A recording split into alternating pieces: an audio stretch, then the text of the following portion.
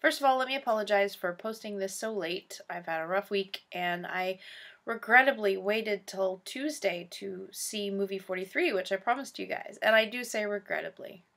So let's get to it. I'm reviewing two movies because I was disappointed with one of them. I did see movie 43. I do say regrettably. I didn't enjoy it. That's not to say it wasn't a good movie.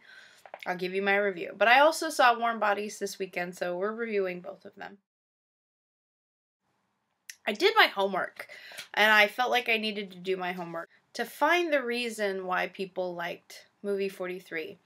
Movie 43 was produced by Peter Farrelly. It is a movie that has 13 shorts all tied together with one other short. Peter Farrelly, who's known as one of the Farrelly brothers who did Something About Mary and other movies along that line.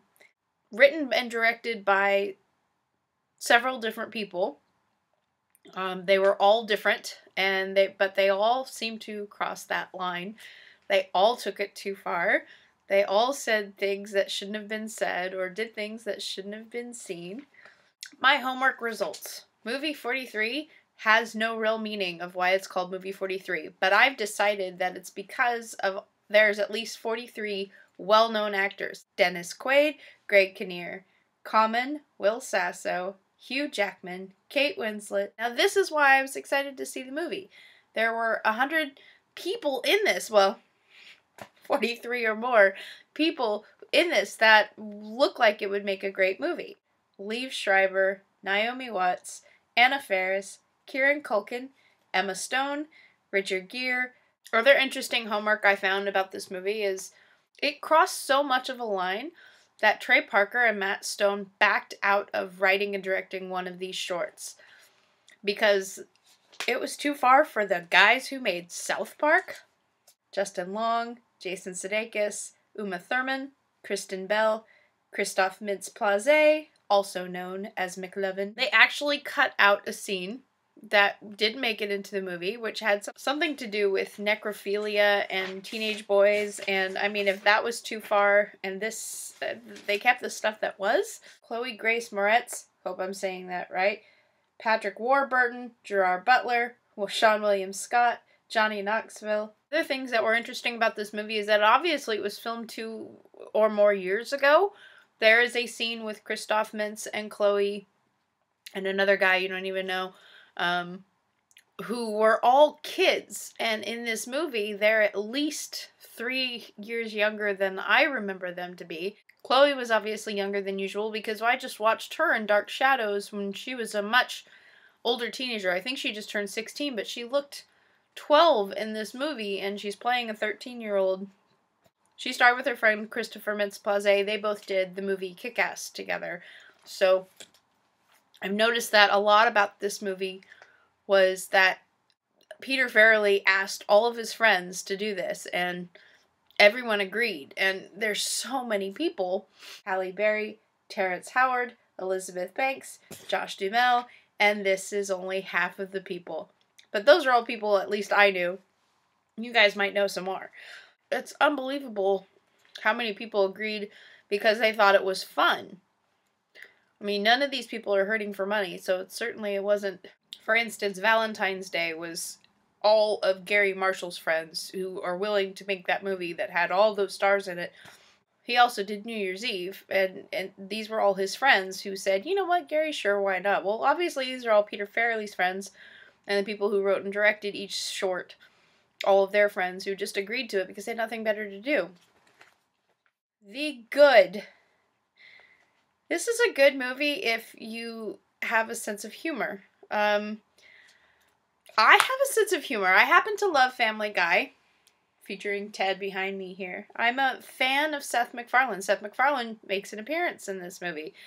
Family Guy is one of those shows that kind of takes it too far. It pushes the limit. This movie took that line, that limit, and went across it. It was just wrong. That's the problem I had with this movie, is that it crossed way too many lines. It just went too far, and that was the point. Peter Farrelly is quoted as saying that he really wanted this to be a Kentucky Fried movie for the modern age. I guess he was successful. The bad was that it went too far. There were scenes that I was spending my time laughing at, and then I went, oh no, really? I mean, it got to a point where it wasn't funny anymore. I went with somebody who enjoyed how far it went. It's just not my humor. Apparently, according to all the homework that I did, if you're stoned, it's a great movie. So there you go, people. If you need that advice. I'm guessing Seth MacFarlane decided not to do his sketch because he knew that this was too far. Because he knows what too far is. He's taken that step with Fox. With Family Guy. The Ugly. I'm gonna have to say, The Ugly to this movie is all of it. Don't get me wrong. This is somebody's cup of tea. It wasn't mine. I'm gonna just give you an example because, I mean, if this stops you from seeing this or encourages you to see it, then that's helpful, a helpful review. One of the shorts is Will You Poop on Me? One of the shorts is Halle Berry looking like this in a Truth or Dare game.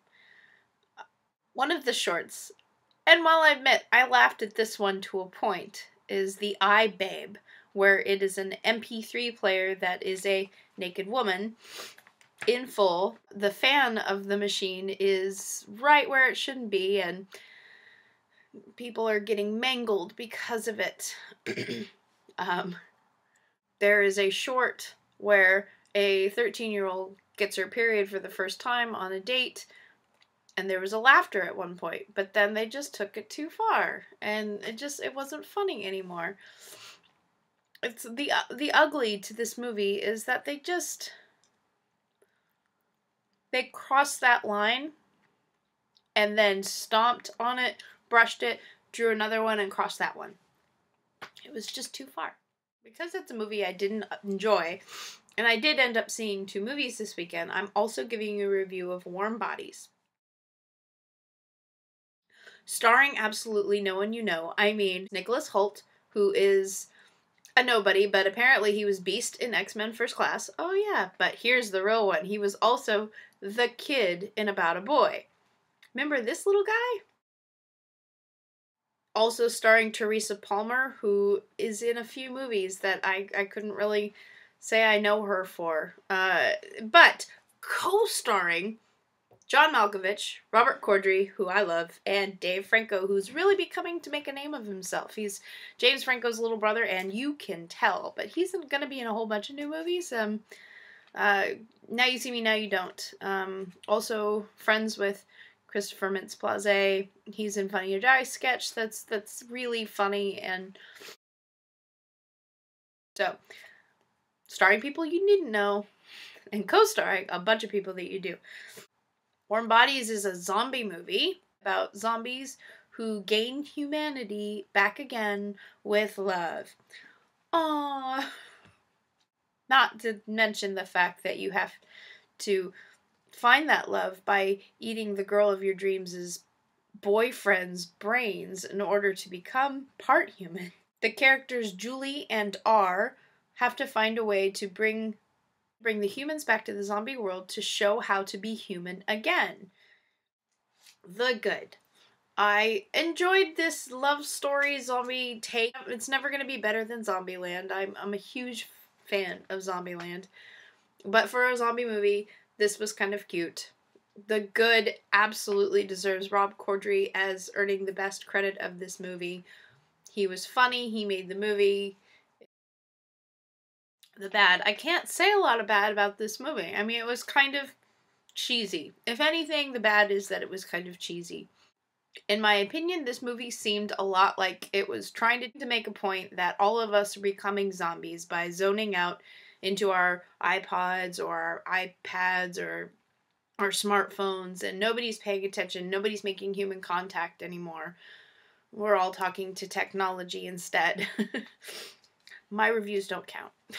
all of our friends are on Facebook and not face to face. And so we become these zombies. There are other zombies in this movie too, very similar to the I Am Legend with Will Smith, those zombies. The badass zombies are called Bonesies, and they're pretty scary. They gave my girlfriend nightmares. They kind of made for the action part of the movie, the non-cheesy love story part.